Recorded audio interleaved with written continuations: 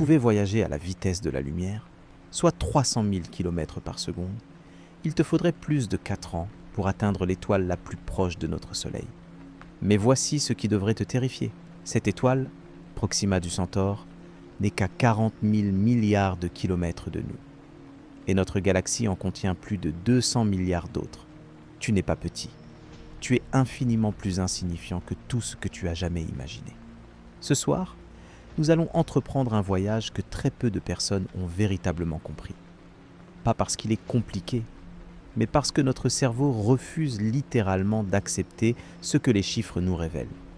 Nous allons partir de cette planète bleue que tu appelles maison, et nous allons nous éloigner, lentement d'abord, puis de plus en plus vite, jusqu'à atteindre les confins de ce que nous pouvons observer. Et à chaque étape, tu vas réaliser que ce que tu pensais comprendre n'était qu'une illusion confortable. 3 mystères vont se révéler à toi au cours de ce voyage. Le premier, pourquoi notre cerveau est-il physiquement incapable de concevoir les distances cosmiques réelles? Et comment cette incapacité pourrait être une forme de protection évolutive contre la folie? Le deuxième, comment des structures cosmiques si vastes qu'elles défient les lois de la physique peuvent exister? Des murs de galaxies s'étendant sur des milliards d'années-lumière. Des vides si immenses que la lumière met des centaines de millions d'années à les traverser sans rencontrer la moindre matière. Le troisième, ce qui se cache au-delà de l'univers observable, cette frontière ultime que nous ne pourrons jamais franchir. Peu importe les technologies que nous développerons, peu importe les millénaires que nous attendrons. Tu vas découvrir quelque chose ce soir qui va changer ta perception de l'existence elle-même. Quelque chose qui, une fois compris, ne peut plus être oublié. Quelque chose qui te fera regarder le ciel nocturne d'une manière radicalement différente. Si tu es fasciné par les mystères du cosmos, si tu veux comprendre ta véritable place dans cette immensité, alors abonne-toi à cette chaîne. Le voyage commence maintenant. Ferme les yeux un instant. Imagine-toi debout sur la surface de la Terre. Tu sens le sol sous tes pieds, tu regardes autour de toi et tu vois l'horizon, cette ligne courbe qui délimite ton monde visible. Depuis l'enfance, on t'a appris que la Terre est une sphère d'environ 12 742 km de diamètre. C'est un chiffre que tu as probablement mémorisé à l'école, répété lors d'examens, puis rangé quelque part dans un coin de ta mémoire comme une donnée abstraite.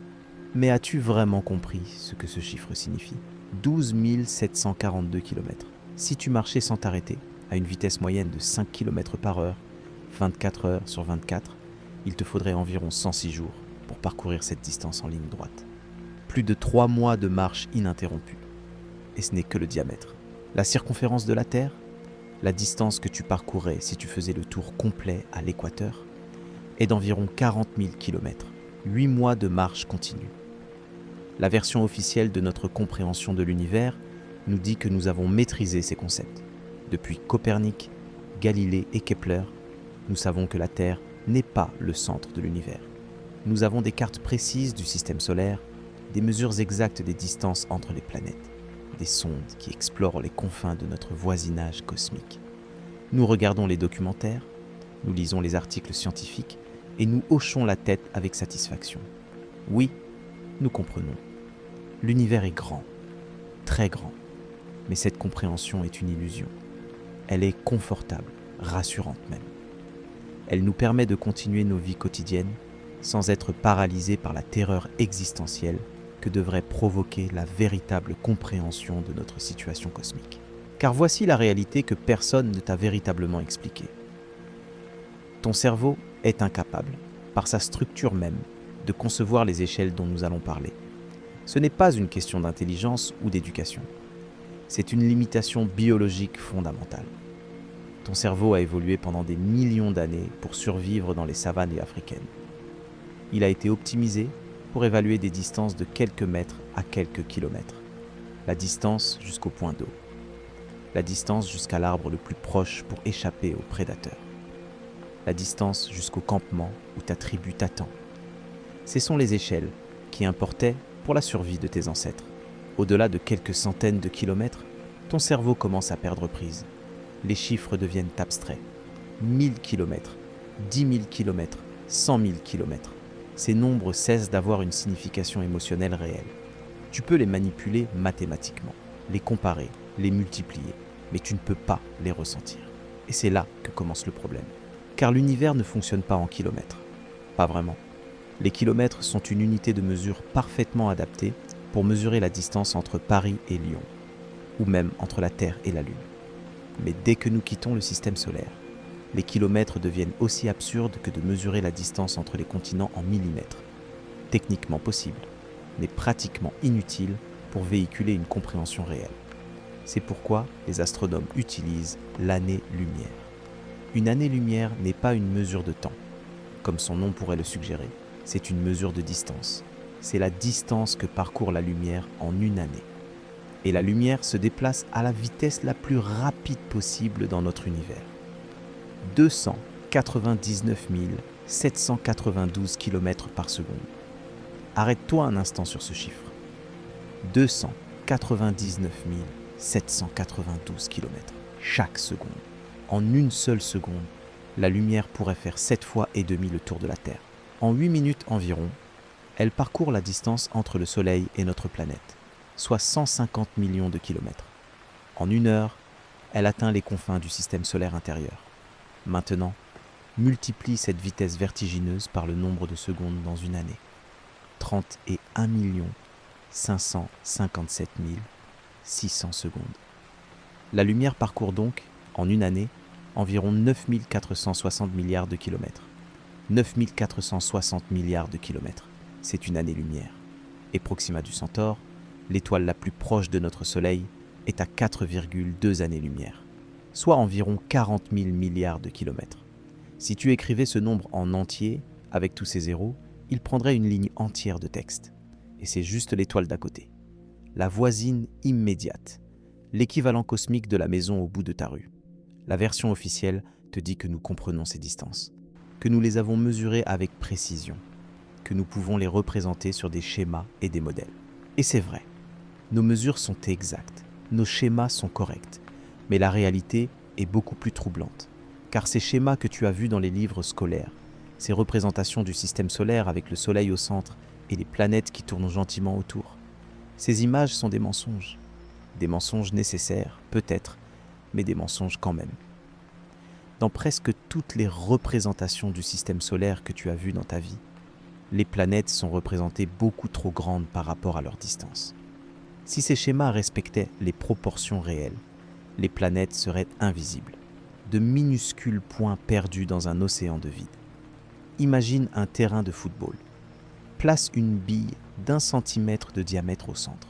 C'est le Soleil. À cette échelle, la Terre serait un grain de poussière presque invisible, à un peu plus d'1 mètre du Soleil. Jupiter, la géante gazeuse, la plus grande planète de notre système, serait un petit poids à 5 mètres. Et Pluton, à la limite du système solaire classique, serait un grain de sable à 40 mètres, bien au-delà des limites du terrain. Mais attends, ce n'est que le système solaire intérieur. Le nuage d'Oort, cette sphère hypothétique de comètes qui entoure notre système solaire, s'étendrait, à cette échelle, jusqu'à environ 8 km du terrain de football. 8 km de vide, presque absolu, parsemé de temps en temps d'un grain de poussière glacée. Et l'étoile la plus proche, à cette même échelle, elle serait à 4000 km, la distance entre Paris et Le Caire. Voilà la réalité de l'espace entre les étoiles. Un vide si immense, si absolu, que même à la vitesse de la lumière, il faudrait des années pour le traverser. Mais la réalité est encore plus sombre que ce que ces chiffres suggèrent, car nous n'avons pas encore quitté notre voisinage immédiat. Nous n'avons pas encore parlé de la Voie lactée, notre galaxie. Et c'est là que les choses commencent vraiment à devenir vertigineuses. La Voie lactée contient entre 200 et 400 milliards d'étoiles. Personne ne connaît le chiffre exact. 200 milliards à 400 milliards. Une marge d'erreur de 200 milliards d'étoiles. C'est comme si quelqu'un te demandait combien de personnes vivent dans ta ville et que tu répondais « Entre 1 et 2 millions, je ne sais pas trop ». Sauf que nous parlons d'étoiles, chacune potentiellement entourée de planètes, chacune un soleil à part entière. Notre galaxie a un diamètre d'environ 100 000 années-lumière. 100 000 fois cette distance incompréhensible entre nous et Proxima du Centaure. Si la lumière partait d'un bord de notre galaxie, elle mettrait 100 000 ans pour atteindre l'autre bord. 100 000 ans. L'humanité moderne n'existe que depuis 300 000 ans environ. La civilisation écrite depuis 5 000 ans. L'électricité depuis moins de 200 ans. Et notre galaxie n'est qu'une parmi des centaines de milliards d'autres. La version officielle de la cosmologie moderne nous dit que nous avons cartographié l'univers observable, que nous connaissons sa taille, son âge, sa structure. Et c'est techniquement vrai. L'univers observable a un rayon d'environ 46 milliards d'années-lumière. Il contient approximativement 2000 milliards de galaxies. Chacune de ces galaxies contient des centaines de milliards d'étoiles. Multiplie ces chiffres ensemble et tu obtiens un nombre d'étoiles dans l'univers observable qui dépasse le nombre de grains de sable sur toutes les plages de la Terre.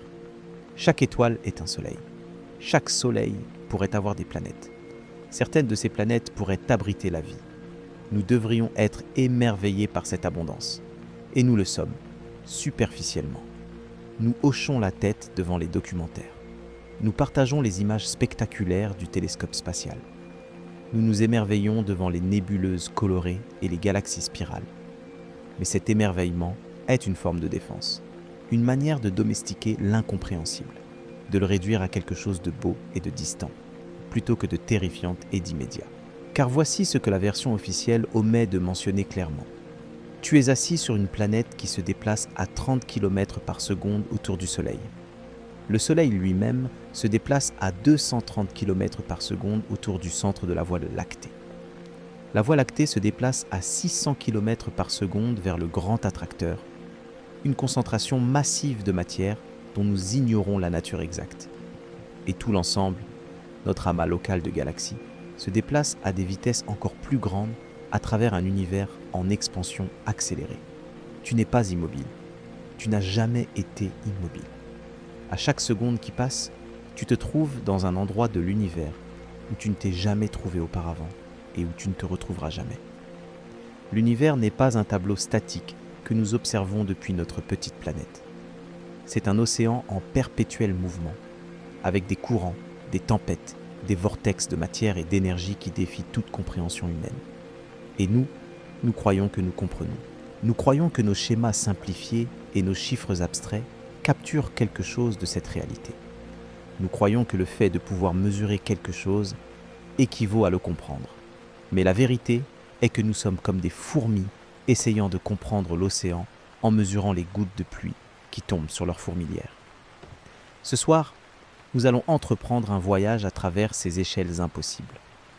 Nous allons commencer par ce que nous connaissons le mieux, notre Terre, notre Lune, notre Soleil. Puis, nous nous éloignerons progressivement, traversant le système solaire, atteignant les étoiles voisines, explorant les bras spiraux de notre galaxie. Ensuite, nous quitterons la Voie lactée elle-même. Nous traverserons le vide intergalactique, ces immensités de néant qui séparent les îlots de matière. Nous rencontrerons d'autres galaxies, certaines semblables à la nôtre, d'autres radicalement différentes. Des galaxies en collision, des galaxies en formation, des galaxies mourantes.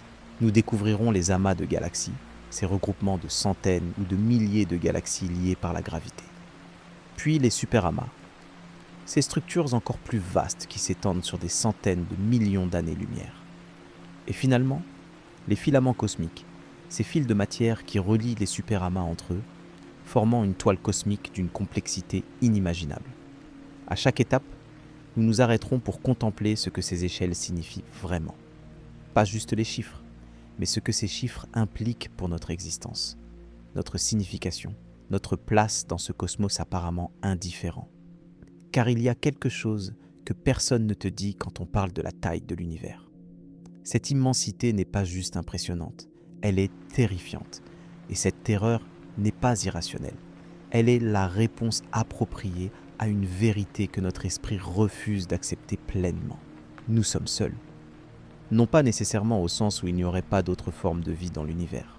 Statistiquement, il serait extraordinaire que nous soyons la seule planète à avoir développé la vie parmi les milliards de mondes possibles. Mais seuls, au sens où ces distances sont si vastes, si absolument impossibles à traverser avec n'importe quelle technologie imaginable. que nous pourrions aussi bien être seuls. Même si une civilisation avancée existait dans la galaxie d'Andromède, à 2,5 millions d'années-lumière de nous, un message que nous leur enverrions ce soir mettrait 2,5 millions d'années à les atteindre. Et leur réponse mettrait le même temps à nous revenir. 5 millions d'années pour un échange de mots. L'humanité n'existe même pas depuis si longtemps. Cette solitude cosmique est la vérité que nous évitons de regarder en face. Nous préférons les fantasmes de voyages interstellaires, de premiers contacts, de fédérations galactiques. Ces rêves sont beaux. Ils sont peut-être même nécessaires pour nous donner l'espoir de continuer. Mais ils sont, très probablement, des illusions. Les lois de la physique, telles que nous les comprenons aujourd'hui, imposent des limites absolues. Rien ne peut voyager plus vite que la lumière.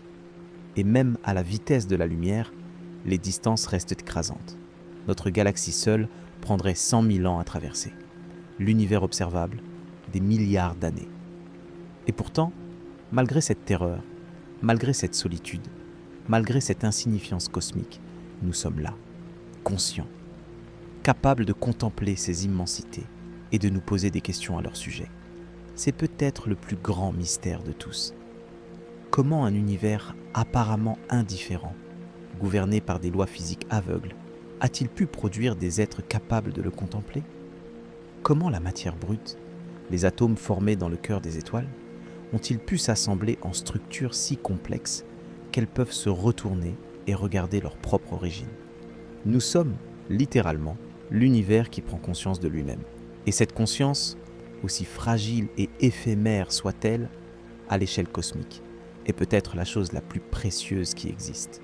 Ce soir, nous allons explorer cette préciosité. Nous allons voir pourquoi notre petitesse physique n'équivaut pas à notre insignifiance. Nous allons découvrir que dans un univers de dimensions incompréhensibles, la conscience elle-même pourrait être le phénomène le plus rare et le plus extraordinaire de tous. Mais pour comprendre cela, nous devons d'abord affronter la vérité de notre situation. Nous devons regarder les chiffres en face. Nous devons accepter l'immensité avant de pouvoir trouver du sens dans notre petitesse. Et c'est exactement ce que nous allons faire. Installe-toi confortablement, ferme les yeux si tu le souhaites, laisse ta respiration se calmer, car nous allons maintenant quitter la Terre et commencer notre ascension à travers les échelles de l'univers. Le voyage sera long, il sera vertigineux. Par moments, il sera peut-être effrayant. Mais à la fin, tu ne regarderas plus jamais le ciel nocturne de la même manière. Nous commençons par le commencement, parce que nous connaissons le mieux, par cette sphère bleue qui tourne dans le vide, portant sur sa surface fragile les seules formes de vie que nous connaissons avec certitude. La Terre, notre maison, notre point de départ pour le voyage le plus extraordinaire que l'esprit humain puisse entreprendre. La première chose que tu dois comprendre à propos de l'espace, c'est qu'il n'est pas vide. Cette notion du vide spatial que nous avons tous apprise, cette image d'un néant absolu entre les étoiles, est fondamentalement incorrecte. L'espace est rempli de radiation, de particules, de champs magnétiques, de poussière cosmique et surtout de quelque chose que nous ne comprenons pas vraiment. L'énergie sombre et la matière noire. Commençons par ce que nous pouvons observer directement. Entre la Terre et la Lune, cette distance de 384 400 km que nous considérons comme notre arrière-cour cosmique, l'espace contient environ 5 particules par centimètre cube. Cela peut sembler peu, mais multiplie ce chiffre par le volume total entre les deux corps célestes.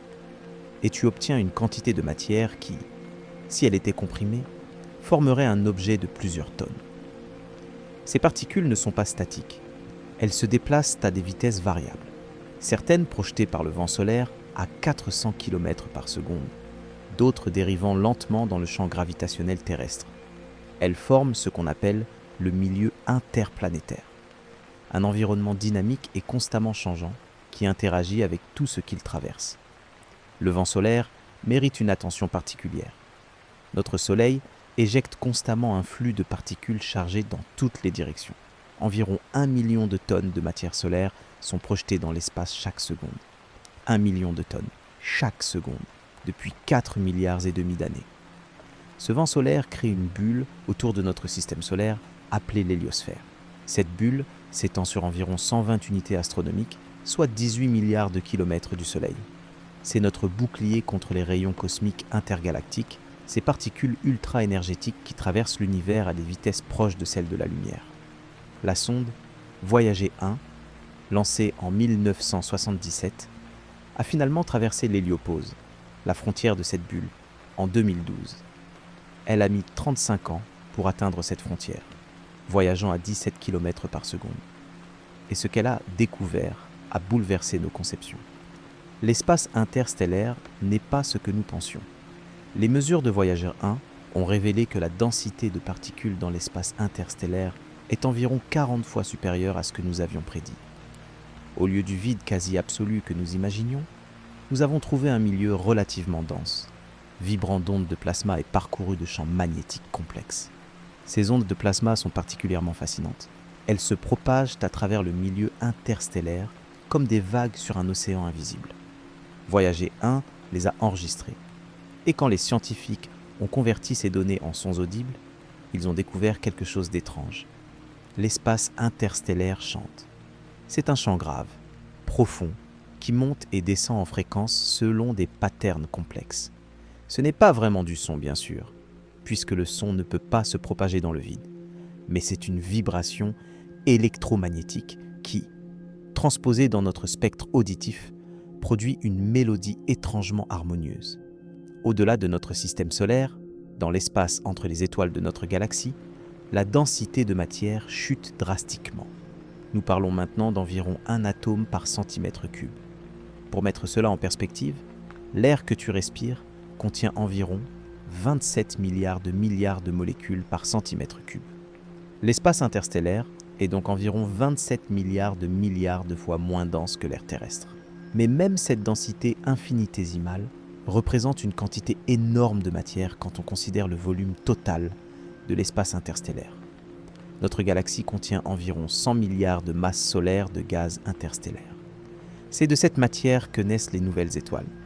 Et c'est vers cette matière que retournent les éléments forgés dans les cœurs stellaires quand les étoiles meurent. Le cycle de la matière dans l'espace est un phénomène d'une beauté et d'une complexité stupéfiantes. Les nuages moléculaires géants, ces pouponnières stellaires qui peuvent s'étendre sur des centaines d'années-lumière, contiennent principalement de l'hydrogène moléculaire, mais aussi des molécules plus complexes. Plus de 200 molécules différentes ont été détectées dans l'espace interstellaire, incluant de l'eau, de l'ammoniac, du méthanol et même des acides aminés, les briques de base de la vie. La nébuleuse d'Orion, visible à l'œil nu comme une tache floue dans la constellation d'Orion, est l'une de ces pouponnières stellaires. Elle s'étend sur environ 24 années-lumière et contient environ 2000 fois la masse du Soleil. En son cœur, de jeunes étoiles chaudes ionisent le gaz environnant, le faisant briller dans des teintes spectaculaires de rouge, de bleu et de vert. Mais ce que nous voyons n'est qu'une fraction infime de ce qui est vraiment là. La lumière visible ne représente qu'une minuscule partie du spectre électromagnétique. L'espace est rempli de radiations que nos yeux ne peuvent pas percevoir. Ondes radio, micro-ondes, infrarouges, ultraviolets, rayons X, rayons gamma. Chaque longueur d'onde révèle un aspect différent du cosmos. Le fond diffus cosmologique, par exemple, est un rayonnement micro-ondes qui remplit tout l'univers. C'est l'écho du Big Bang, la lumière la plus ancienne de l'univers, émise environ 380 000 ans après le début de l'expansion cosmique. Cette lumière a voyagé pendant 13 milliards 800 millions d'années avant d'atteindre nos détecteurs. Ce rayonnement est remarquablement uniforme, avec une température de 2,725 Kelvin, soit moins 270,425 degrés Celsius. Mais il présente de minuscules variations, des fluctuations de l'ordre d'un 100 millième de degré. Ces infimes variations sont les graines qui ont donné naissance à toutes les structures que nous voyons aujourd'hui. Galaxies, amas de galaxies, filaments cosmiques. L'espace contient également des champs magnétiques. Ces champs sont partout, depuis les magnétosphères planétaires jusqu'aux champs magnétiques galactiques qui s'étendent sur des dizaines de milliers d'années-lumière. Le champ magnétique de notre galaxie a une intensité moyenne d'environ 6 microgauss, soit environ 100 000 fois plus faible que le champ magnétique terrestre. Mais ne te laisse pas tromper par cette faiblesse apparente. Sur les échelles astronomiques, ces champs magnétiques jouent un rôle crucial. Ils canalisent le mouvement des particules chargées, influencent la formation des étoiles et peuvent même affecter l'évolution des galaxies entières. Les jets relativistes émis par les trous noirs supermassifs au centre des galaxies actives sont guidés et collimatés par des champs magnétiques. Ces jets peuvent s'étendre sur des millions d'années-lumière, transportant une énergie colossale à travers l'espace intergalactique. Le jet de la galaxie M87, par exemple, s'étend sur 5000 années-lumière et émet une puissance équivalente à celle de 1000 milliards de soleils. Parlons maintenant de quelque chose d'encore plus étrange, les rayons cosmiques. Ces particules ultra-énergétiques bombardent constamment la Terre depuis toutes les directions. La plupart sont des protons, mais on trouve aussi des noyaux plus lourds et des électrons. Leur énergie peut être phénoménale. Les rayons cosmiques les plus énergétiques jamais détectés portent une énergie de plus de 300 quintillons d'électronvolts. C'est l'énergie d'une balle de tennis servie à 160 km/h, concentrée dans une seule particule subatomique. D'où viennent ces rayons cosmiques ? Pour les moins énergétiques, nous pensons qu'ils sont accélérés par les ondes de choc des supernovas. Mais pour les plus énergétiques, nous n'avons pas de certitude. Ils pourraient provenir des jets de trous noirs, de collisions de galaxies, ou de phénomènes que nous n'avons pas encore découverts. L'espace entre les galaxies présente des caractéristiques encore plus extrêmes. La densité de matière dans l'espace intergalactique peut descendre jusqu'à un atome pour 10 mètres cubes. C'est le vide le plus parfait que nous connaissions dans l'univers. Et pourtant, même ce vide n'est pas vraiment vide. Des filaments de gaz chaud, avec des températures de millions de degrés, relient les galaxies entre elles. Ce milieu intergalactique chaud contient plus de matière ordinaire que toutes les galaxies réunies. C'est une toile cosmique invisible qui structure l'univers à grande échelle. Et puis, il y a ce que nous ne voyons pas du tout. La matière noire et l'énergie sombre. La matière noire représente environ 27% du contenu énergétique de l'univers. Nous savons qu'elle existe grâce à ses effets gravitationnels. Les galaxies tournent trop vite pour être maintenues ensemble par la gravité de la matière visible seule. Les amas de galaxies courbent la lumière d'une manière qui indique la présence de beaucoup plus de masse que ce que nous pouvons voir. Mais nous ne savons pas ce qu'est la matière noire. Elle n'émet pas de lumière, n'absorbe pas de lumière, n'interagit pas avec la matière ordinaire sauf par la gravité.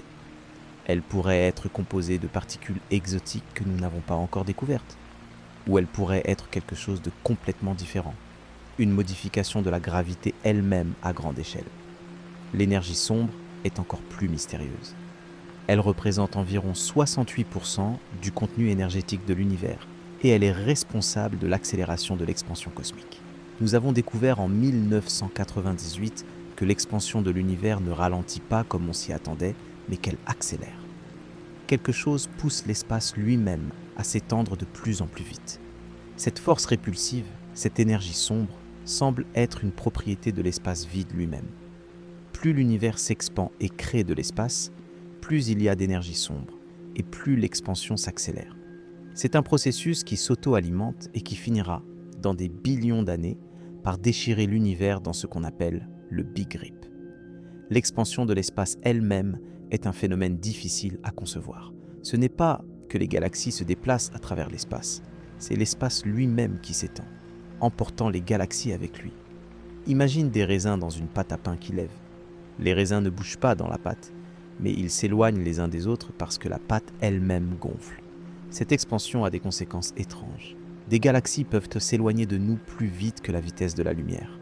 Non pas parce qu'elles se déplacent à travers l'espace plus vite que la lumière, ce qui est impossible, mais parce que l'espace entre nous et elles s'expand si rapidement que la distance augmente plus vite que la lumière ne peut la parcourir. Il existe donc un horizon cosmologique, une limite au-delà de laquelle nous ne pourrons jamais voir, peu importe combien de temps nous attendons. L'univers observable a une limite absolue, non pas parce que l'univers s'arrête là, mais parce que la lumière des objets au-delà de cette limite n'aura jamais le temps de nous atteindre. Actuellement, cet horizon est à environ 46 milliards d'années-lumière de nous. Tout ce qui se trouve au-delà est à jamais hors de notre portée causale. Nous ne pourrons jamais l'observer, jamais lui envoyer de signal, jamais interagir avec lui d'aucune manière. C'est comme s'il n'existait pas pour nous, et cet horizon recule constamment. À mesure que l'expansion s'accélère, de plus en plus de galaxies franchissent cet horizon et disparaissent à jamais de notre univers observable. Dans environ 100 milliards d'années, si l'expansion continue à s'accélérer, toutes les galaxies en dehors de notre groupe local auront franchi l'horizon cosmologique. Les civilisations qui naîtront à cette époque lointaine verront un univers très différent du nôtre. Elles verront leur galaxie locale, résultat de la fusion de la Voie lactée, d'Andromède et des autres galaxies du groupe local, entourées d'un vide absolu et infini. Elles n'auront aucun moyen de savoir que l'univers a un jour contenu des billions de galaxies. Pour elles, l'univers sera une île unique dans un océan de néant. Cette perspective soulève des questions troublantes sur notre propre connaissance. Que manquons-nous ? Quelles structures, quels phénomènes ont déjà franchi notre horizon cosmologique et sont à jamais perdus pour nous ? L'univers que nous observons n'est qu'une fraction, peut-être infinitésimale, de ce qui existe réellement. Les fluctuations quantiques du vide ajoutent une autre couche de complexité à notre compréhension de l'espace. Même dans le vide le plus parfait, des paires de particules et d'antiparticules apparaissent et disparaissent constamment, empruntant de l'énergie au vide pour exister brièvement avant de s'annihiler mutuellement et de rendre cette énergie. Ces fluctuations quantiques ne sont pas juste une curiosité théorique, elles ont des effets mesurables. L'effet Casimir, par exemple, est une force attractive entre deux plaques conductrices placées très près l'une de l'autre dans le vide. Cette force résulte du fait que seules certaines longueurs d'onde de fluctuations quantiques peuvent exister entre les plaques, créant une pression négative. À l'échelle de Planck, la plus petite échelle significative en physique, l'espace-temps lui-même pourrait être une mousse quantique turbulente, avec des trous de verre microscopiques et des bulles d'espace-temps apparaissant et disparaissant en permanence. À cette échelle, environ 10 puissance moins 35 mètres, les concepts mêmes d'espace et de temps pourraient perdre leur signification. L'espace contient aussi des ondes gravitationnelles, ces ondulations de l'espace-temps prédites par Einstein et finalement détectées en 2015. Quand des masses accélèrent, elles créent des vagues dans le tissu même de l'espace-temps. Ces vagues se propagent à la vitesse de la lumière, étirant et comprimant l'espace sur leur passage. Les ondes gravitationnelles détectées jusqu'à présent proviennent principalement de la fusion de trous noirs et d'étoiles à neutrons. Quand deux trous noirs de plusieurs dizaines de masses solaires fusionnent, ils peuvent convertir plusieurs masses solaires en pure énergie gravitationnelle en une fraction de seconde. C'est plus d'énergie que toutes les étoiles de l'univers observable n'émettent dans le même temps. Et pourtant, quand ces ondes nous atteignent après avoir voyagé des millions ou des milliards d'années-lumière, elles ne déforment l'espace que d'une fraction du diamètre d'un proton. C'est l'amplitude de déformation la plus faible jamais mesurée par l'humanité. L'espace n'est donc pas ce vide stérile que nous imaginions. C'est un milieu dynamique, vibrant, rempli de champs, de particules, de radiations et de phénomènes que nous commençons à peine à comprendre. C'est un océan d'énergie dans lequel baignent les îlots de matière que sont les étoiles et les planètes. Les structures à grande échelle de l'univers révèlent des patterns qui défient notre compréhension. Prenons le cas de la Grande Muraille de Sloan, découverte en 2003. Cette structure s'étend sur 1,370 milliard d'années-lumière, formant un mur de galaxies d'une épaisseur d'environ 15 millions d'années-lumière. Pour mettre cela en perspective, si notre galaxie était une pièce de monnaie, cette muraille serait un mur de pièces s'étendant sur plus de 13 mètres. Mais la Grande Muraille de Sloan n'est pas la plus grande structure connue. Ce titre revient à la Grande Muraille d'Hercule Couronne Boréale, découverte en 2013. Cette structure monumentale s'étend sur 10 milliards d'années-lumière, soit plus d'un dixième du diamètre de l'univers observable. Son existence même pose un problème fondamental à notre compréhension de la cosmologie. Selon le principe cosmologique, l'univers devrait être homogène et isotrope à grande échelle. Au-delà de quelques centaines de millions d'années-lumière, la distribution de matière devrait être uniforme. Mais ces superstructures violent apparemment ce principe. Elles sont trop grandes pour s'être formées dans le temps disponible depuis le Big Bang, selon nos modèles actuels. Le supervide d'Eridan présente le mystère opposé. C'est une région de l'espace d'environ 1,8 milliard d'années-lumière de diamètre qui contient remarquablement peu de galaxies. Sa densité est environ 30% inférieure à la moyenne cosmique. C'est comme trouver un désert de la taille d'un continent au milieu d'une forêt tropicale uniforme. Ces vides cosmiques ne sont pas vraiment vides, mais ils sont les régions les plus proches du vide absolu que nous connaissons dans l'univers. La densité de matière y peut descendre jusqu'à 1/10 de la moyenne cosmique. Si tu pouvais voyager à travers un de ces vides, tu pourrais parcourir des centaines de millions d'années-lumière sans rencontrer une seule galaxie significative. L'arrangement de ces structures forme ce qu'on appelle la toile cosmique. Les galaxies ne sont pas distribuées aléatoirement dans l'espace. Elles forment des filaments qui s'entrecroisent, créant une structure qui ressemble étrangement à un réseau de neurones ou à la structure d'une éponge.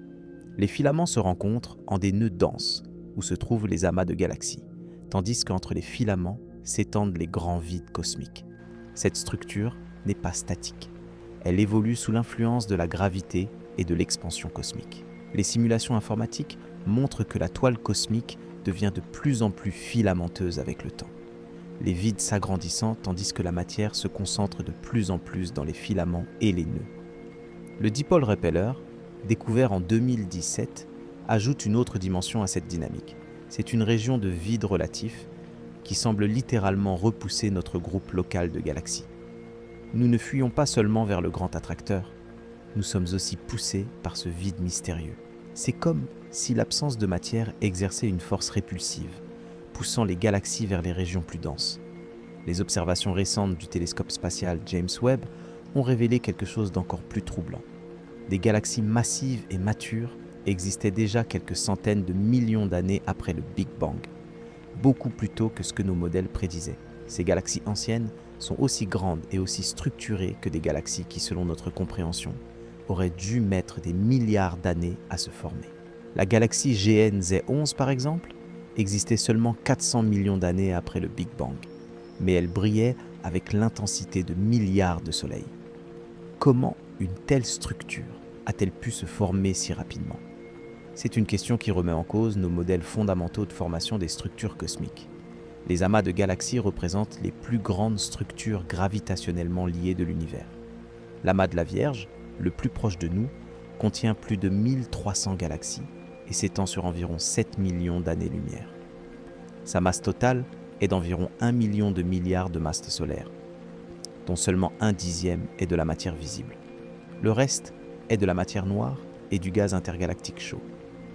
Au centre de ces amas se trouvent souvent des galaxies elliptiques géantes, les plus grandes galaxies de l'univers.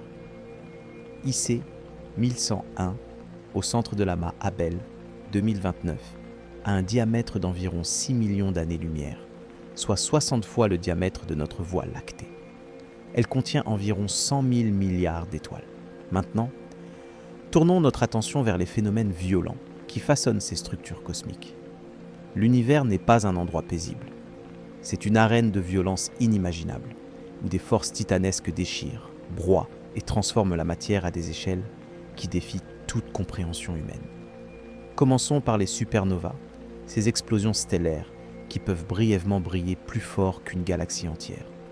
Quand une étoile massive, au moins 8 fois la masse de notre Soleil, arrive en fin de vie, son cœur s'effondre en une fraction de seconde. La température atteint 100 milliards de degrés. La densité devient si extrême que les protons et les électrons sont écrasés ensemble pour former des neutrons. L'effondrement s'arrête brutalement quand la matière atteint la densité nucléaire. Le cœur rebondit, envoyant une onde de choc à travers l'étoile. Cette onde de choc met plusieurs heures à atteindre la surface, mais quand elle le fait, elle projette les couches externes de l'étoile dans l'espace à des vitesses pouvant atteindre 30 000 km par seconde. L'énergie libérée dans une supernova est difficile à concevoir. En quelques secondes, une supernova émet plus d'énergie que notre Soleil n'en produira pendant toute sa vie de 10 milliards d'années. C'est environ 10 puissance 44 joules, assez d'énergie pour faire briller une galaxie entière.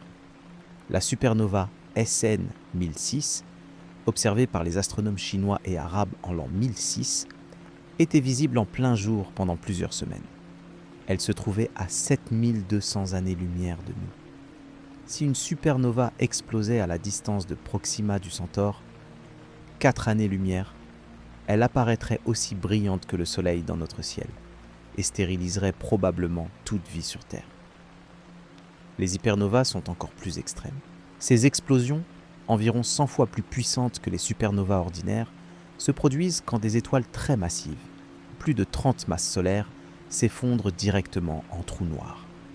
L'énergie libérée peut créer des jets de matière se déplaçant à 99,9% de la vitesse de la lumière. Ces jets produisent ce qu'on appelle des sursauts gamma, les explosions les plus lumineuses de l'univers. Un sursaut gamma peut, en quelques secondes, émettre autant d'énergie que le Soleil en produira pendant toute son existence. Le sursaut gamma GRB 0,09516C, détecté en 2008, a libéré l'équivalent de 5000 supernovas en moins de 60 secondes. Si un sursaut gamma se produisait dans notre galaxie et était pointé vers la Terre, les conséquences seraient catastrophiques. Le jet de radiation détruirait la couche d'ozone, exposant la surface à des radiations létales. L'atmosphère serait ionisée, créant des composés chimiques toxiques. La vie complexe serait probablement éradiquée. Les collisions entre galaxies représentent de la violence à une échelle encore plus grande. Quand deux galaxies se rencontrent, elles ne se percutent pas comme des boules de billard. Les étoiles sont si espacées que les collisions directes sont extrêmement rares. Au lieu de cela, les galaxies s'interpénètrent, leur champ gravitationnel s'entremêlant dans une danse cosmique qui peut durer des centaines de millions d'années. La galaxie d'Andromède se dirige vers nous à 110 km par seconde. Dans environ 4 milliards d'années, elle entrera en collision avec la Voie lactée. Les simulations montrent que cette collision sera spectaculaire, mais pas nécessairement destructrice pour les systèmes planétaires individuels. Les deux galaxies s'interpénétreront, se sépareront, puis se rapprocheront à nouveau, fusionnant finalement en une galaxie elliptique géante dans environ 7 milliards d'années. Durant cette fusion, les forces de marée déformeront les deux galaxies, projetant des bras spiraux de centaines de milliers d'années-lumière dans l'espace. Le gaz interstellaire sera comprimé, déclenchant des flambées de formation stellaire. Les trous noirs supermassifs au centre de chaque galaxie spiraleront l'un vers l'autre, fusionnant finalement dans un événement qui enverra des ondes gravitationnelles à travers l'univers. Les quasars représentent un autre type de violence cosmique. Ce sont les noyaux actifs de galaxies où un trou noir supermassif dévore la matière à un rythme effréné. La matière forme un disque d'accrétion autour du trou noir, chauffé à des millions de degrés par la friction. Ce disque peut briller plus fort que toutes les étoiles de la galaxie haute réunies.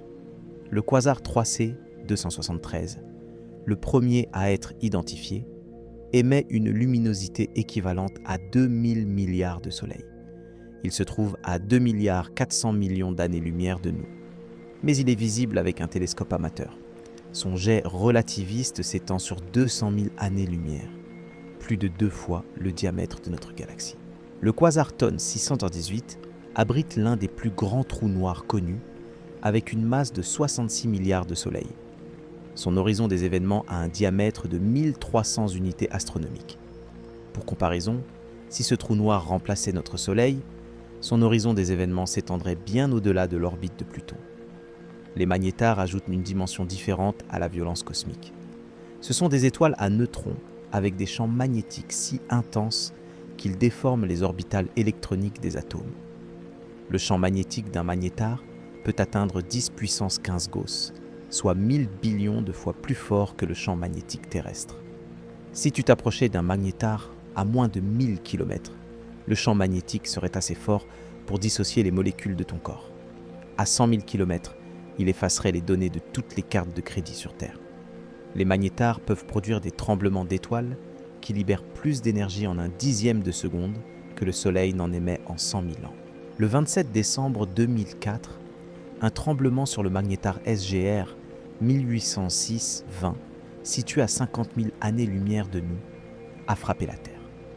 Malgré la distance énorme, le flash de rayons gamma a saturé les détecteurs de satellites et a même affecté légèrement notre ionosphère. Si ce magnétar avait été à seulement 10 années-lumière de nous, ce tremblement aurait détruit la couche d'ozone et causé une extinction massive. Les kilonovas, découvertes récemment, sont un autre type d'explosion cosmique. Elles se produisent quand deux étoiles à neutrons fusionnent. Ces événements sont les forges où sont créés les éléments les plus lourds de l'univers, comme l'or, le platine et l'uranium. La kilonova GW8C-0817, détectée en 2017, a produit environ 10 000 fois la masse de la Terre en or pur. Tout l'or de l'univers, y compris celui de tes bijoux, a été forgé dans de tels événements cataclysmiques. Tu portes littéralement les cendres d'étoiles mortes dans des explosions d'une violence inimaginable. Les trous noirs en rotation rapide peuvent générer des phénomènes encore plus extrêmes.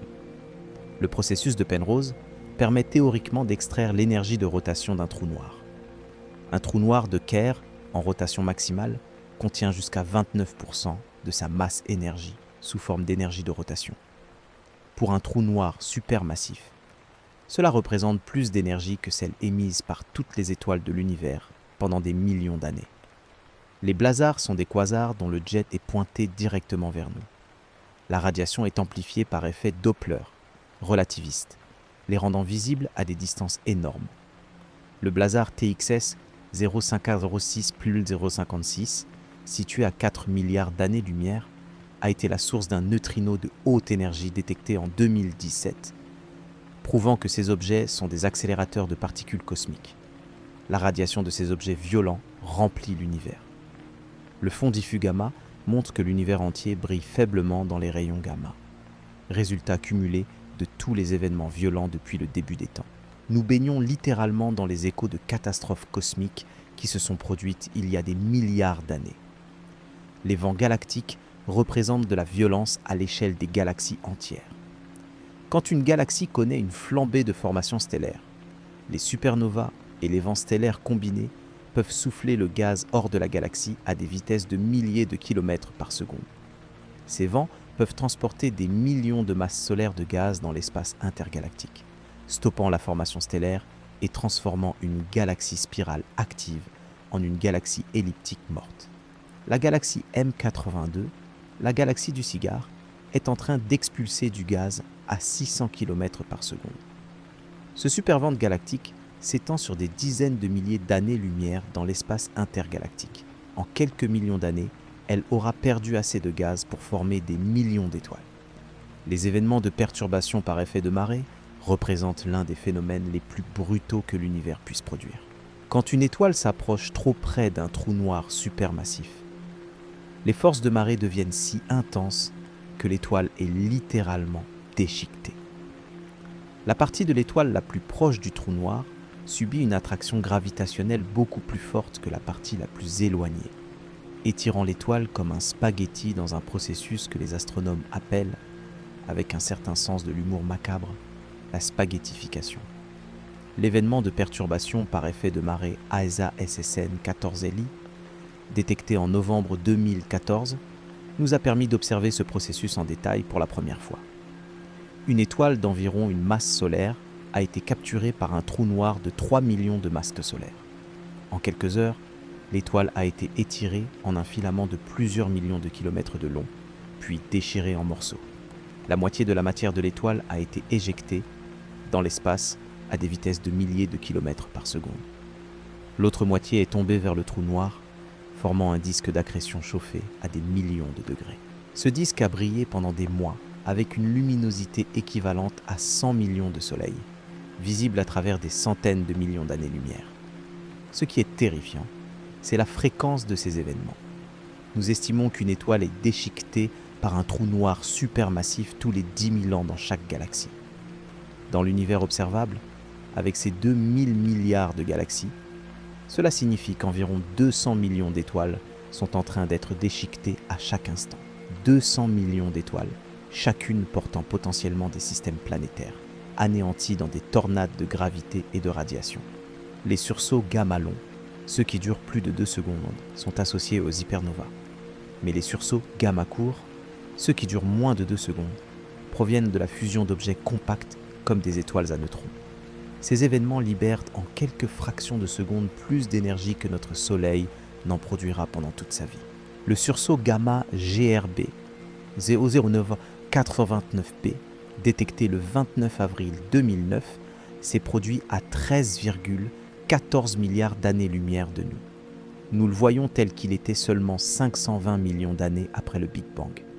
Malgré cette distance phénoménale, l'explosion était assez brillante pour être détectée par nos instruments. Si elle s'était produite dans notre galaxie, à seulement quelques milliers d'années-lumière, elle aurait stérilisé la moitié de toutes les planètes de la Voie lactée. Les études statistiques suggèrent qu'un sursaut gamma mortel pourrait frapper la Terre tous les quelques centaines de millions d'années. Certains scientifiques pensent que l'extinction massive de l'Ordovicien, il y a 445 millions d'années, qui a éradiqué environ 85% des espèces marines, pourrait avoir été causée par un sursaut gamma. Les rayons cosmiques ultra-énergétiques posent un mystère différent, mais tout aussi troublant. La particule Oh My God, détectée en 1991, portait une énergie de 320 quintillons d'électronvolts. C'est l'énergie d'une balle de baseball lancée à 100 km/h, concentrée dans une seule particule subatomique. Une particule si énergétique qu'elle violait apparemment la limite GZK, une coupure théorique au-delà de laquelle les rayons cosmiques ne devraient pas pouvoir voyager sur de longues distances. Nous ne savons toujours pas avec certitude ce qui peut accélérer des particules à de telles énergies. Les accélérateurs de particules les plus puissants que nous ayons construits, comme le Grand Collisionneur de Hadron, atteignent des énergies d'environ 14 billions d'électronvolts. La particule Oh My God était 23 millions de fois plus énergétique. Les candidats pour produire de tels rayons cosmiques incluent les chocs de supernovas, les jets de quasars, les explosions de trous noirs primordiaux, ou même la désintégration de particules supersymétriques hypothétiques laissées du Big Bang. Mais aucune de ces explications n'est entièrement satisfaisante. Ce qui rend ces rayons cosmiques ultra-énergétiques particulièrement troublants, c'est qu'ils bombardent constamment la Terre. Environ un rayon cosmique ultra-énergétique frappe chaque kilomètre carré de la surface terrestre chaque siècle. Quand ils percutent l'atmosphère supérieure, ils créent des cascades de particules secondaires qui peuvent compter des billions de particules, s'étendant sur plusieurs kilomètres carrés au niveau du sol. L'impact d'un tel rayon cosmique sur un seul neurone dans ton cerveau pourrait théoriquement causer une mutation génétique. Certaines théories suggèrent que ces rayons cosmiques pourraient avoir joué un rôle dans l'évolution, causant des mutations aléatoires qui ont parfois conduit à des avantages évolutifs. Les tempêtes solaires extrêmes, bien que beaucoup moins énergétiques que les phénomènes que nous venons de discuter, peuvent avoir des effets dévastateurs sur notre civilisation technologique. L'événement de Carrington, en septembre 1859, a été la plus forte tempête solaire jamais enregistrée. Les aurores boréales étaient visibles jusqu'aux tropiques.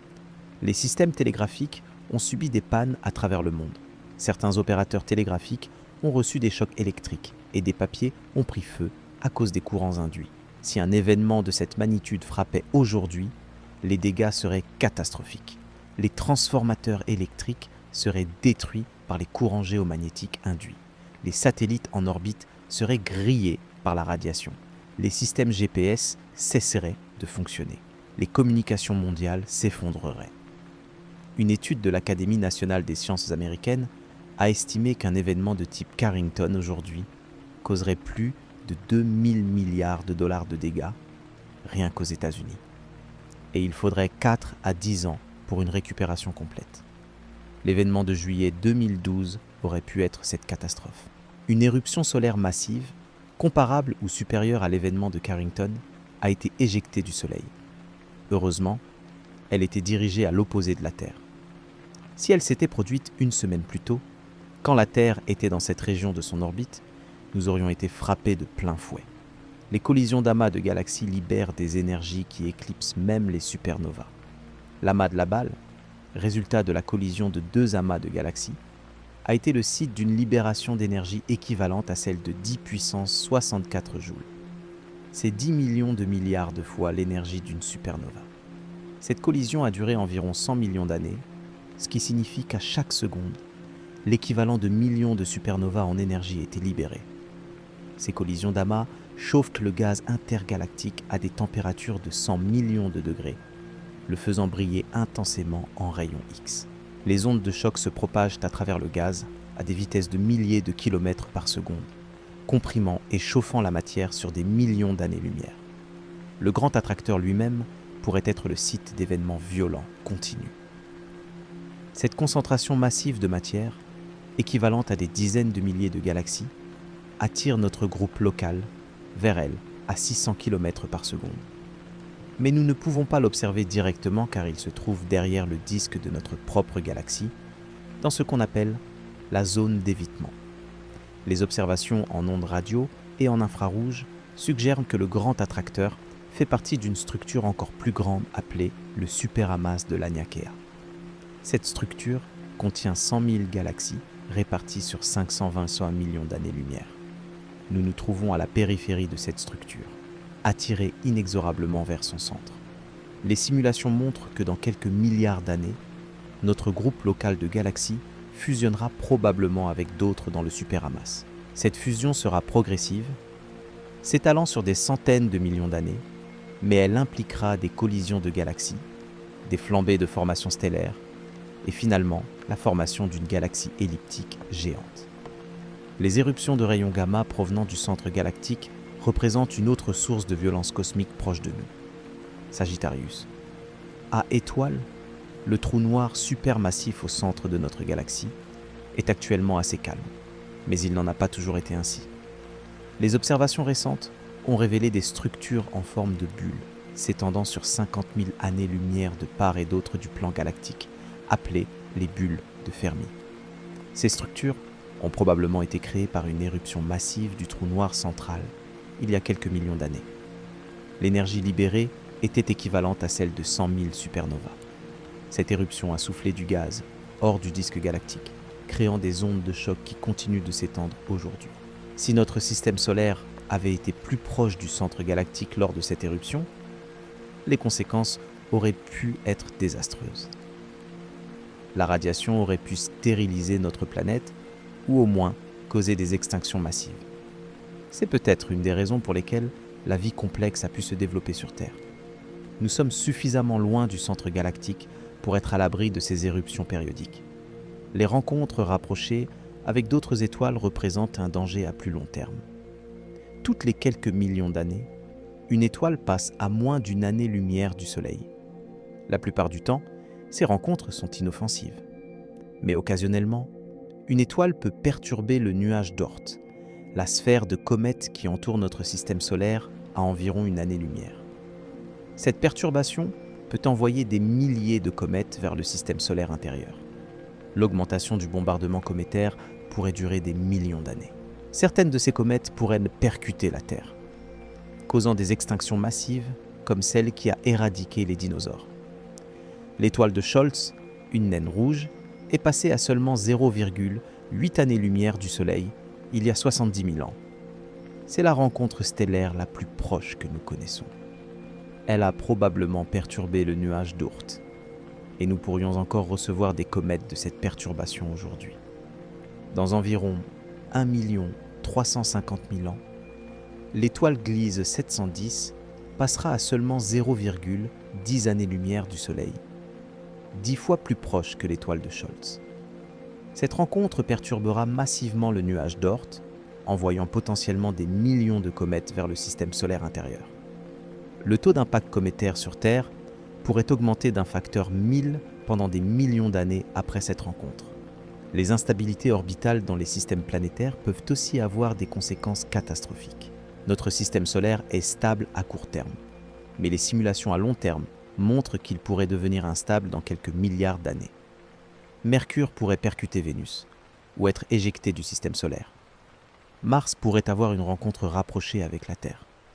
Ces scénarios sont improbables dans un avenir proche, mais sur des échelles de temps de milliards d'années, ils deviennent possibles.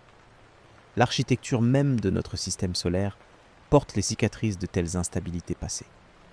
La migration de Jupiter vers le système solaire intérieur, puis vers l'extérieur, il y a environ 4 milliards d'années, a probablement causé le grand bombardement tardif qui a criblé la Terre de cratères. Les nuages moléculaires géants, les pouponnières d'étoiles, peuvent aussi représenter un danger. Si notre système solaire traversait un tel nuage, la densité accrue de matière pourrait perturber le nuage d'Oort.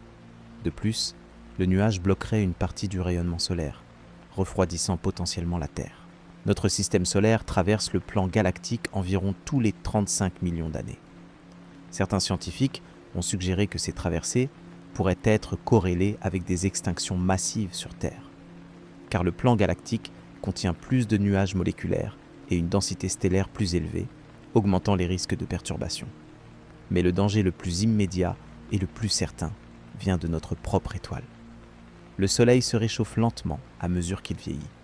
Dans environ 1 milliard d'années, il sera environ 10% plus lumineux qu'aujourd'hui.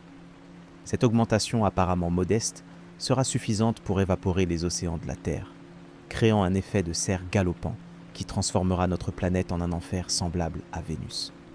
Dans 5 milliards d'années, le Soleil épuisera son hydrogène et commencera à fusionner l'hélium. Il gonflera en une géante rouge, engloutissant probablement Mercure et Vénus. La Terre pourrait survivre, mais elle sera un rocher stérilisé, calciné par une étoile rouge géante qui remplira la moitié du ciel. Finalement, le Soleil éjectera ses couches externes, créant une nébuleuse planétaire. Son cœur s'effondrera en une naine blanche, un objet de la taille de la Terre, mais contenant la moitié de la masse du Soleil actuel. Cette naine blanche se refroidira lentement pendant des billions d'années, devenant finalement une naine noire, froide et morte. Mais même la mort du Soleil n'est qu'un événement mineur dans l'histoire cosmique. L'univers continuera longtemps après que notre étoile se sera éteinte, et les forces qui façonnent l'univers à grande échelle continueront de jouer leur ballet violent et majestueux à travers les éons. Que signifie toute cette violence pour l'existence de la vie et de la conscience dans l'univers ? C'est une question qui nous amène au cœur du mystère existentiel. L'univers est hostile à la vie. Cette vérité, simple et brutale, est au cœur de toute réflexion sur notre place dans le cosmos. Chaque mètre cube d'espace est traversé par des radiations mortelles. Chaque seconde, des événements cataclysmiques anéantissent des mondes entiers. La vie, telle que nous la connaissons, ne peut exister que dans des niches exceptionnellement protégées, des oasis de stabilité temporaire dans un désert cosmique de chaos et de violence. La zone habitable autour d'une étoile, cette région où l'eau liquide peut exister à la surface d'une planète, n'est qu'un des nombreux critères nécessaires à l'émergence de la vie complexe. Il faut aussi une zone habitable galactique suffisamment loin du centre chaotique de la galaxie pour éviter les radiations mortelles et les rencontres stellaires fréquentes, mais suffisamment proche pour que les éléments lourds nécessaires à la vie soient disponibles. Notre système solaire occupe une position presque miraculeusement favorable. Nous sommes à 26 000 années-lumière du centre galactique, dans une région relativement calme entre deux bras spiraux. Les bras spiraux sont des zones de formation stellaire intense, avec de nombreuses supernovas et une radiation ambiante élevée. Entre les bras, l'environnement est plus stable. De plus, notre système solaire suit une orbite presque circulaire autour du centre galactique, ce qui signifie que nous ne traversons pas les bras spiraux très souvent. Certains systèmes stellaires ont des orbites plus elliptiques qui les font entrer et sortir des bras spiraux régulièrement, les exposant à des dangers accrus.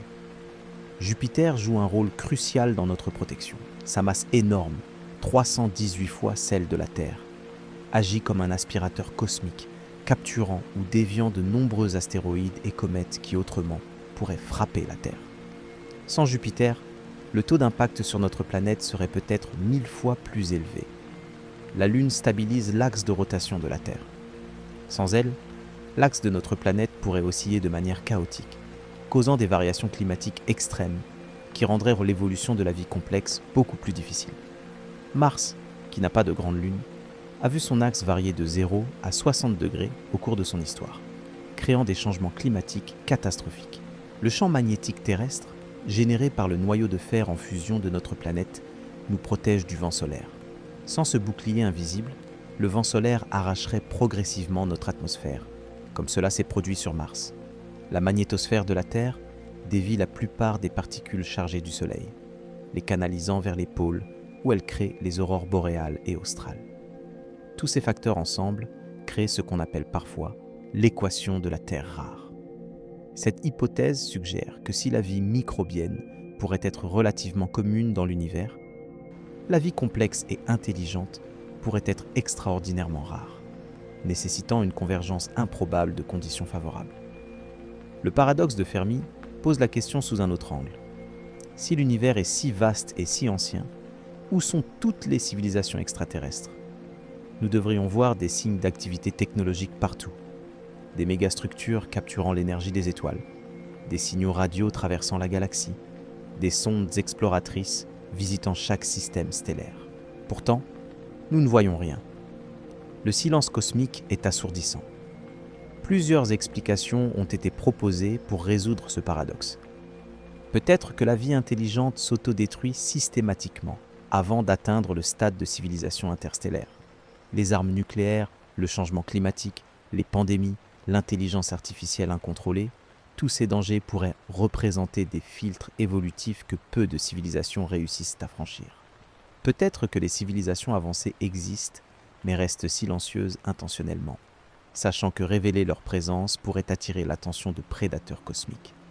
Cette hypothèse de la forêt sombre suggère que l'univers est comme une forêt la nuit, où chaque civilisation se cache, craignant que faire du bruit n'attire des chasseurs invisibles. Peut-être que nous sommes effectivement parmi les premiers.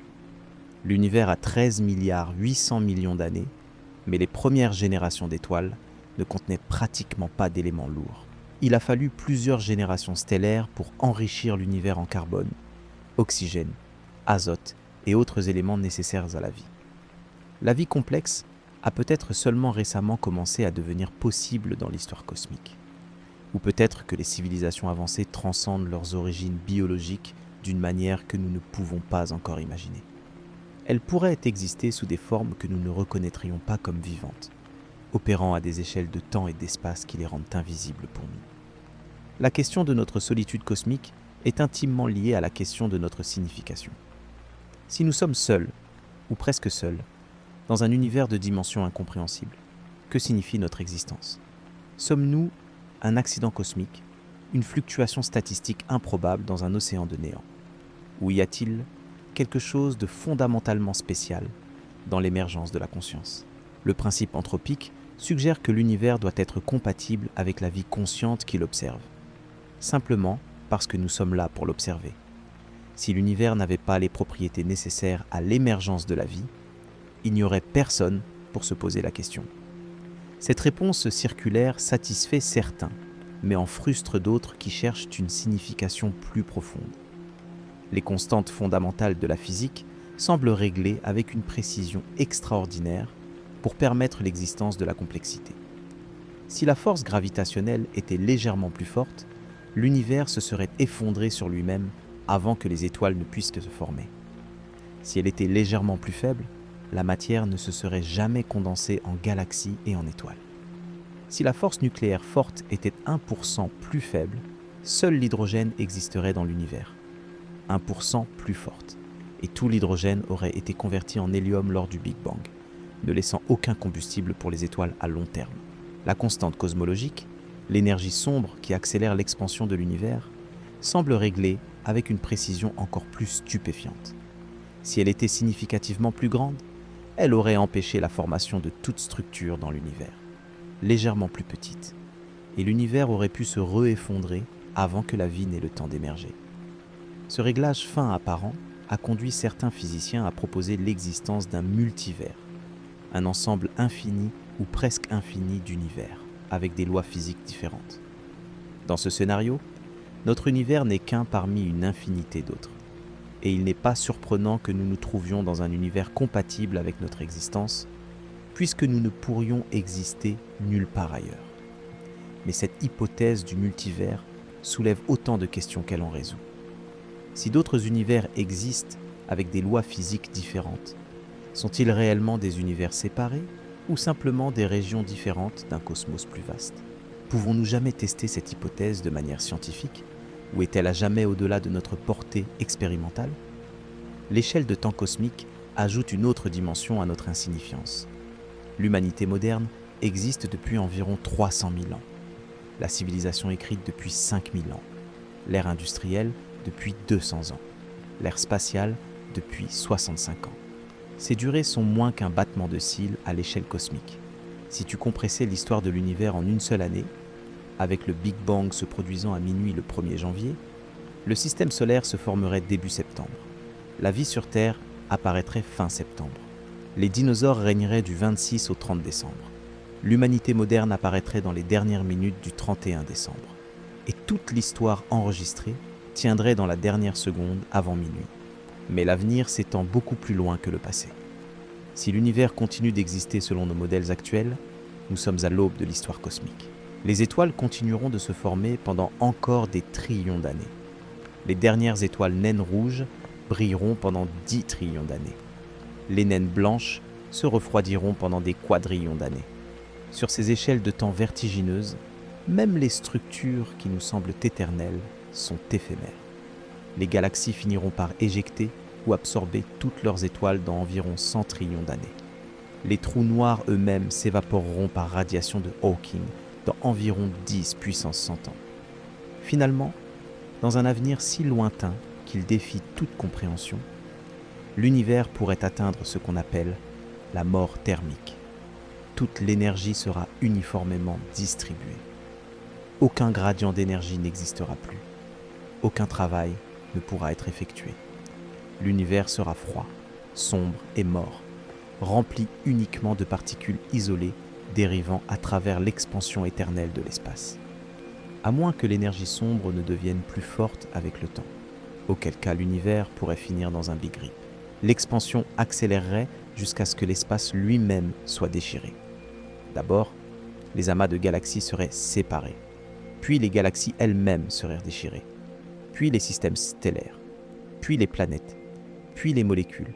Finalement, même les atomes seraient séparés en un instant final de destruction absolue.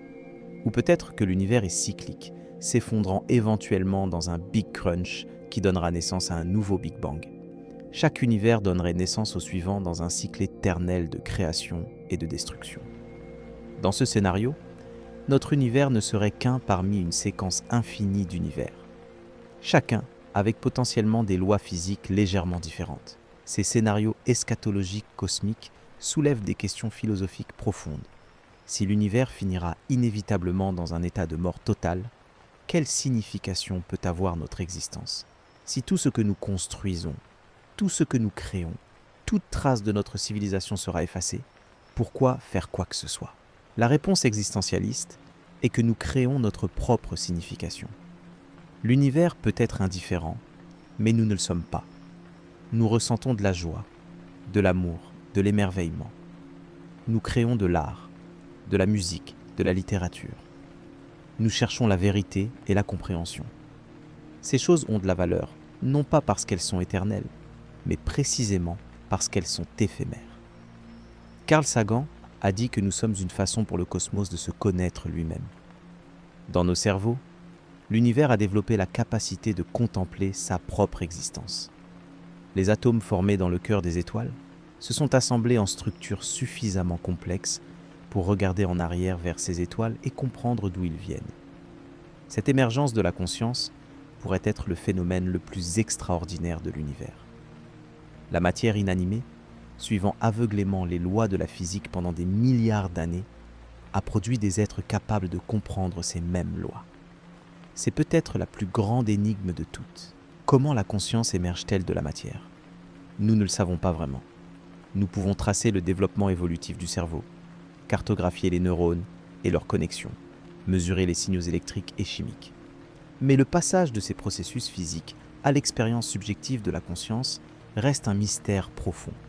Ce qu'on appelle le problème difficile de la conscience est la question de savoir pourquoi et comment les processus physiques dans le cerveau donnent naissance à l'expérience qualitative. Pourquoi ne sommes-nous pas simplement des zombies philosophiques, des êtres qui se comportent de manière identique mais sans vie intérieure? Qu'est-ce qui fait qu'il y a quelque chose que cela fait d'être nous? Certains philosophes et scientifiques suggèrent que la conscience pourrait être une propriété fondamentale de l'univers, présente à un certain degré dans toute matière. Cette vue panpsychiste propose que même les particules élémentaires possèdent une forme primitive de conscience ou de protoconscience. La conscience complexe que nous expérimentons serait alors une émergence de l'agrégation de ces éléments de conscience plus simples. D'autres pensent que la conscience est un phénomène émergent qui n'apparaît que lorsque la matière atteint un certain niveau de complexité organisationnelle. Dans cette vue, la conscience n'est pas présente dans les composants individuels du cerveau. mais dans le pattern d'interaction entre ses composants. Quelle que soit sa nature, la conscience semble remarquablement rare dans l'univers. La vaste majorité de la matière existe sous des formes inanimées. Gaz interstellaire, poussière cosmique, roches planétaires, plasma stellaire. Même sur Terre, la planète la plus vivante que nous connaissons, la biomasse totale ne représente qu'une infime fraction de la masse de la planète. Et parmi les êtres vivants, la conscience de soi semble encore plus rare. Seuls quelques animaux passent le test du miroir, reconnaissant leurs propres reflets comme étant eux-mêmes. Les humains sont apparemment les seuls à avoir développé une conscience suffisamment sophistiquée pour contempler l'univers et se poser des questions existentielles sur leur place en son sein.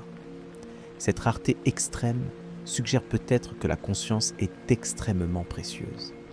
Dans un univers dominé par la matière inerte et les processus aveugles, la conscience pourrait être la seule chose qui donne une signification et une valeur à l'existence. Mais cela soulève une responsabilité troublante. Si la conscience est si rare et si précieuse, et si nous sommes potentiellement seuls, ou presque seuls dans l'univers, alors l'avenir de la conscience dans ce coin du cosmos dépend entièrement de nous. Si l'humanité s'autodétruit, il se pourrait qu'aucune autre civilisation n'émerge jamais pour prendre notre place. La fenêtre de temps pendant laquelle la vie complexe peut exister sur Terre est limitée. Dans 1 milliard d'années, le Soleil sera trop chaud. Avant cela, nous devrons soit trouver un moyen de modifier l'orbite terrestre, soit coloniser d'autres mondes. L'horloge tourne, et chaque année que nous passons sans développer les technologies nécessaires au voyage interstellaire est une année de perdu. Mais même si nous réussissons à nous étendre dans le système solaire et au-delà, nous faisons face aux limitations ultimes imposées par la physique. Les distances entre les étoiles sont si vastes que même avec les technologies les plus optimistes imaginables, les voyages interstellaires prendraient des siècles ou des millénaires. La galaxie entière pourrait rester à jamais hors de notre portée pratique. Sommes-nous alors condamnés à rester confinés dans un minuscule volume de l'univers, séparés de toute autre conscience qui pourrait exister ailleurs par des gouffres infranchissables d'espace et de temps? Peut-être. Ou peut-être découvrirons-nous des phénomènes physiques que nous ne comprenons pas encore, qui nous permettront de contourner ces limitations. Les trous de verre, les moteurs à distorsion, les raccourcis à travers des dimensions supérieures. Tous ces concepts restent purement spéculatifs, mais ils ne violent pas nécessairement les lois fondamentales de la physique. Ce qui reste certain, c'est que nous vivons un moment unique dans l'histoire cosmique.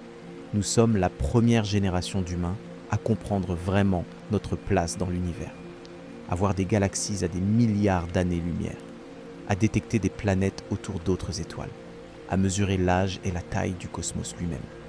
Nous vivons à l'aube de la conscience cosmique de l'humanité. Revenons maintenant au début de notre voyage, mais avec un regard transformé par tout ce que nous avons traversé ensemble. La Terre, cette sphère de 12 742 km de diamètre qui nous semblait si vaste au départ, n'est maintenant qu'un grain de poussière dans notre perspective élargie. Mais ce grain de poussière porte quelque chose que nous n'avons trouvé nulle part ailleurs dans toute notre exploration. La certitude absolue de la vie consciente. Nous avons parcouru des échelles qui défient l'imagination. Du système solaire, avec ses distances déjà incompréhensibles, jusqu'aux filaments cosmiques s'étendant sur des milliards d'années-lumière. Nous avons vu que l'espace n'est pas vide, mais rempli de radiation, de particules, de champs magnétiques et de mystères. Nous avons contemplé des violences qui éclipsent toute catastrophe terrestre, des explosions qui libèrent plus d'énergie en quelques secondes que notre Soleil n'en produira pendant toute son existence. Et nous avons découvert quelque chose de profondément troublant. L'univers dans lequel nous vivons est presque entièrement composé de choses que nous ne comprenons pas. La matière ordinaire, celle dont nous sommes faits, celle que nous pouvons voir et toucher, ne représente que 5% du contenu total de l'univers. Le reste est de la matière noire et de l'énergie sombre, des phénomènes dont nous ne connaissons pratiquement rien, sauf leur existence. Cette ignorance n'est pas un échec, c'est une invitation. Chaque question sans réponse est une porte vers de nouvelles découvertes. Chaque mystère résolu en révèle 10 nouveaux. L'univers est un puzzle infini dont nous n'avons assemblé que les premiers morceaux. Considère l'échelle de temps à laquelle nous existons. L'univers a 13 milliards 800 millions d'années. La Terre en a 4 milliards 500 millions. La vie sur notre planète existe depuis environ 3 milliards 800 millions d'années. Mais l'humanité moderne, Homo sapiens, n'existe que depuis 300 000 ans. La civilisation écrite depuis 5000 ans. La révolution scientifique a commencé il y a seulement 400 ans. Pendant 99,9% de l'histoire de l'univers, aucun être humain n'existait pour contempler les étoiles et se demander ce qu'elles étaient. Pendant la quasi-totalité de l'histoire de notre propre espèce, nous avons regardé le ciel nocturne sans comprendre ce que nous voyions. Ce n'est que dans le dernier battement de cils cosmique que nous avons commencé à saisir la véritable nature et l'échelle de l'univers. Et pourtant, dans ce bref instant, nous avons accompli quelque chose d'extraordinaire. Nous avons cartographié l'univers observable. Nous avons mesuré son âge avec une précision remarquable. Nous avons découvert les lois qui gouvernent le mouvement des galaxies et l'évolution des étoiles. Nous avons retracé l'histoire du cosmos depuis les premières fractions de seconde après le Big Bang jusqu'à aujourd'hui. Nous sommes des créatures qui vivent environ 80 ans, composées de particules qui existent depuis le début de l'univers, essayant de comprendre un cosmos qui s'étend sur des milliards d'années-lumière et qui existera pendant des trillions d'années après notre disparition. L'audace même de cette entreprise est stupéfiante. Le télescope spatial James Webb nous envoie des images de galaxies telles qu'elles existaient plus de 13 milliards d'années dans le passé, seulement quelques centaines de millions d'années après le Big Bang. Quand nous regardons ces images, nous ne voyons pas simplement de vieux objets, nous voyons littéralement dans le passé. La lumière qui frappe nos détecteurs a voyagé pendant la majeure partie de l'histoire de l'univers pour nous atteindre. Ces galaxies anciennes n'existent plus sous la forme que nous observons. Elles ont évolué, fusionné avec d'autres, peut-être même été détruites. Nous observons des fantômes cosmiques, des échos lumineux d'événements qui se sont produits dans un passé si lointain qu'ils précèdent l'existence de notre propre galaxie. Et voici quelque chose de vertigineux. Au même moment où nous observons ces galaxies lointaines, si des astronomes existaient sur une planète dans l'une d'entre elles et qu'ils pointaient leur télescope vers notre région de l'espace, ils ne verraient pas la Voie lactée. Notre galaxie n'existait pas encore à l'époque dont la lumière les atteint maintenant. Ils verraient là peut-être quelques-uns des amas primitifs de matière qui finiraient par former notre galaxie, mais rien de plus.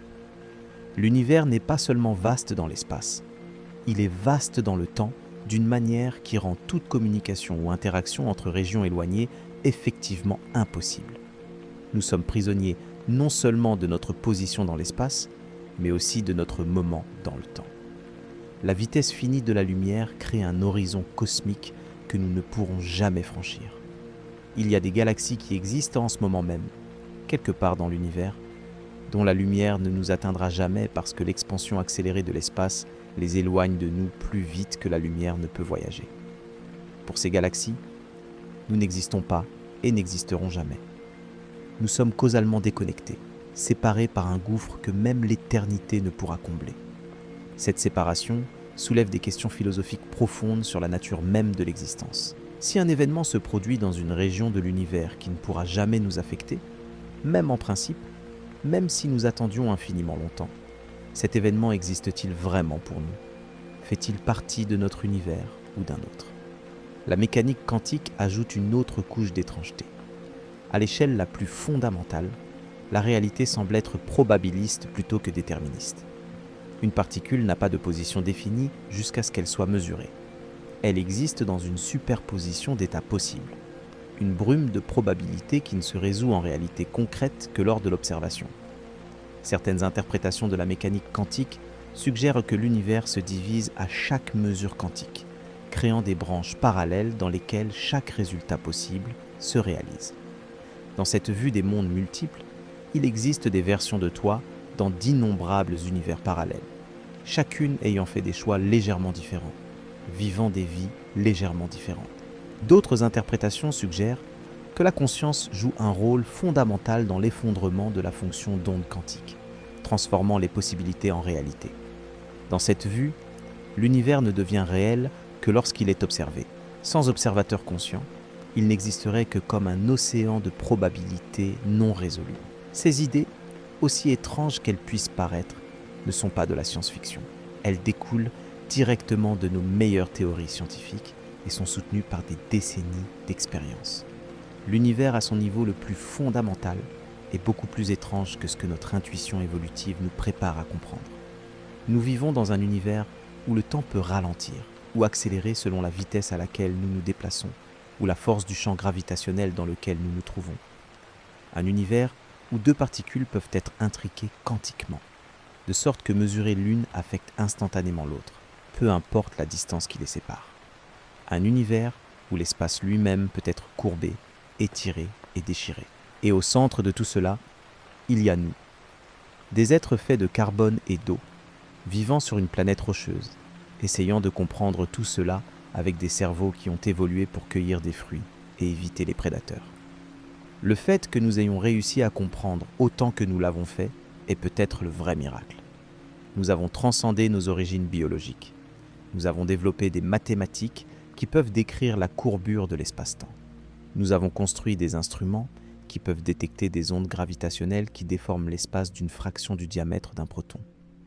Nous avons créé des modèles qui peuvent prédire l'évolution de l'univers sur des billions d'années.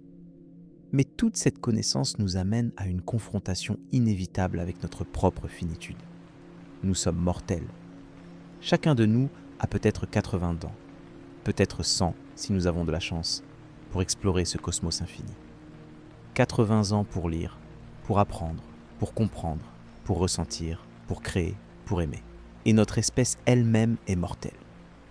Même si nous survivons aux dangers de notre propre création, les armes nucléaires et le changement climatique, l'intelligence artificielle et les pandémies, nous faisons face à des menaces cosmiques inévitables. Le Soleil finira par mourir. La Voie lactée fusionnera avec Andromède. Les étoiles cesseront de se former. L'univers se dirigera vers sa mort thermique. Toute civilisation, peu importe à quel point elle devient avancée, fait face à ses limites ultimes. Il n'y a pas d'échappatoire à la thermodynamique. Il n'y a pas de contournement à l'entropie. L'univers s'épuise lentement, mais inexorablement, et rien de ce que nous pouvons faire ne changera ce destin final. Alors, que faisons-nous avec cette connaissance ? Comment vivons-nous avec la conscience de notre propre insignifiance cosmique ? Certains trouvent cette perspective déprimante. Ils voient l'immensité de l'univers et la brièveté de la vie humaine et concluent que rien n'a vraiment d'importance. Si l'univers est si vaste et si ancien, et si nous sommes si petits et si éphémères, comment nos vies peuvent-elles avoir un sens ? Mais il y a une autre façon de voir les choses. Précisément parce que nous sommes si petits et si brefs, chaque moment devient infiniment précieux. L'univers a existé pendant près de 14 milliards d'années sans toi, et il existera pendant des trillions d'années après toi. Mais en ce moment, maintenant, tu existes, tu es conscient, tu peux ressentir et penser et t'émerveiller. Cette conscience n'est pas quelque chose de banal, c'est peut-être la chose la plus rare et la plus extraordinaire dans l'univers. Des trillions d'étoiles brillent dans le vide cosmique, obéissant aveuglément aux lois de la physique. Mais toi, tu peux choisir, tu peux créer, tu peux aimer, tu peux contempler l'univers et comprendre ta place en son sein. Dans un univers dominé par l'entropie et la décadence, tu es un îlot temporaire de complexité croissante. Dans un cosmos gouverné par des processus aveugles et sans but, tu es un agent capable d'intention et de signification. Dans un vide infini et indifférent, tu es un point lumineux de conscience et de souci. La fragilité de cette conscience la rend précieuse, non pas sans valeur. Le fait qu'elle finira la rend urgente, non pas futile. Nous n'avons que maintenant ce bref instant cosmique pour explorer et comprendre et créer et aimer. Et c'est suffisant. Carl Sagan a décrit la Terre comme un point bleu pâle, suspendu dans un rayon de soleil. Il a dit que presque tout ce que les humains ont jamais fait s'est produit sur ce point. Toutes les guerres et les conquêtes, tous les rois et les empereurs, tous les artistes et les scientifiques, tous ceux qui ont jamais vécu et sont morts, tout cela s'est passé sur ce minuscule grain de poussière. Cette perspective pourrait nous enseigner l'humilité. Elle pourrait nous faire réaliser à quel point nos divisions sont arbitraires, nos conflits insignifiants dans le grand schéma des choses. Nous sommes tous ensemble sur cette petite planète, voyageant à travers l'immensité de l'espace. C'est notre seule maison, et nous devons en prendre soin. Mais cette perspective nous enseigne aussi quelque chose d'autre. Elle nous montre à quel point nous sommes spéciaux. Sur ce grain de poussière, dans ce coin obscur d'une galaxie ordinaire parmi des milliards d'autres, quelque chose d'extraordinaire s'est produit. La matière inerte s'est organisée en vie. La vie a évolué en conscience. La conscience a développé la capacité de comprendre l'univers lui-même. Nous sommes, pour autant que nous le sachions, la seule partie de l'univers qui peut se contempler elle-même. Nous sommes les yeux et les oreilles du cosmos. Nous sommes la façon dont l'univers se connaît. Cette responsabilité devrait nous inspirer autant qu'elle nous humilie. Chaque fois que nous faisons une découverte scientifique, nous ajoutons à la somme de conscience de l'univers. Chaque fois que nous créons une œuvre d'art, nous ajoutons de la beauté là où il n'y en avait pas auparavant. Chaque fois que nous ressentons de l'amour ou de la compassion, nous générons quelque chose qui n'existe peut-être nulle part ailleurs dans le cosmos. L'univers est vaste au-delà de toute compréhension. Les forces qui le façonnent sont violentes au-delà de toute imagination. Les mystères qu'il contient sont profonds au-delà de toute résolution facile. Mais au milieu de toute cette immensité et cette violence et ce mystère, il y a toi. Tu n'es pas séparé de l'univers, tu en fais partie. Les atomes de ton corps ont été forgés dans les cœurs des étoiles. Le fer dans ton sang vient d'une supernova qui a explosé il y a des milliards d'années.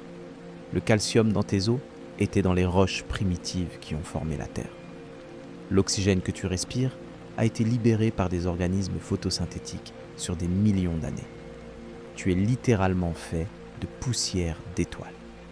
Cette expression est devenue un cliché, mais elle reste profondément vraie. Tu n'es pas dans l'univers, tu es l'univers. Une petite partie de lui qui est devenue consciente d'elle-même.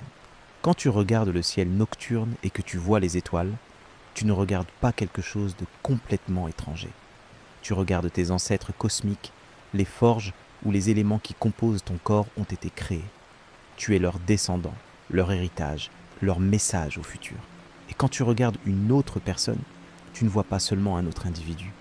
Tu vois un autre assemblage de poussière d'étoiles qui a atteint la conscience. Tu vois un autre univers regardant en arrière vers toi. Chaque personne est un cosmos à elle seule, un pattern unique de matière et d'énergie qui n'a jamais existé auparavant et qui n'existera jamais plus. La véritable échelle de l'univers n'est pas seulement une question de distance et de taille. C'est aussi une question de complexité et de signification. Oui, nous sommes petits dans l'espace, mais nous sommes immenses en complexité. Un seul cerveau humain contient environ 100 milliards de neurones, chacun connecté à des milliers d'autres, formant un réseau d'une complexité stupéfiante. Le nombre de connexions possibles dans un seul cerveau dépasse le nombre d'atomes dans l'univers observable. Tu es plus complexe que n'importe quelle galaxie. Tu es plus mystérieux que n'importe quel trou noir. Tu es plus précieux que n'importe quelle étoile, car les étoiles ne savent pas qu'elles existent. Mais toi, tu le sais. Cette connaissance vient avec un fardeau. Une fois que tu comprends vraiment ta place dans l'univers, une fois que tu saisis l'immensité de tout cela, tu ne peux plus le désapprendre. Le monde ne sera plus jamais aussi simple qu'il l'était quand tu pensais que l'univers tournait autour de la Terre ou que les étoiles n'étaient que de petites lumières dans le ciel. Mais cette connaissance vient aussi avec un cadeau. Elle te donne une perspective que très peu de générations d'humains ont eue. Tes ancêtres regardaient le même ciel nocturne, mais ils ne savaient pas ce qu'ils voyaient.